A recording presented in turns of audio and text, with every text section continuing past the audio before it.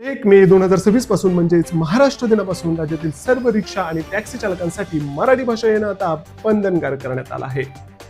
परिवहन मंत्री प्रताप सरनाईक यांनी नुकतीच ही मोठी घोषणा केली आहे. 1 मे पासून परवानाधारक रिक्षा आणि टॅक्सी चालकांना मराठी भाषेचे ज्ञान असणं हे अनिवार्य असेल. जर एखाद्या चालकाला मराठी बोलता येत नसेल किंवा समजत नसेल तर त्याचं ड्रायव्हिंग लायसन्स थेट रद्द केलं जाऊ शकतं.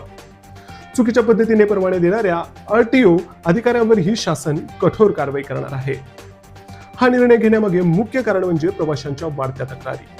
विशेषतः मुंबई, छत्रपती संभाजीनगर आणि नागपूर यासारख्या शहरांमधून अनेक तक्रारी आल्या होत्या की चालक प्रवाशांशी मराठीत संवाद साधण्यास नकार देतात किंवा त्यांना भाषा ही समजतच नाही. मंत्री प्रताप सरनाईक यांच्या मते ज्या राज्यात आपण राहतो, ज्या राज्यात व्यवसाय करतो त्या भाषेचा आदर करणं आणि ती शिकणं हे प्रत्येकाचं कर्तव्य आहे.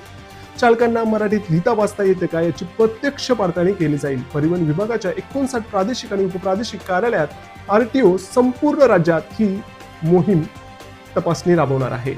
सरकारच्या या निर्णयाबद्दल आपणास काय वाटतं कमेंटमध्ये नक्कीच सांगा.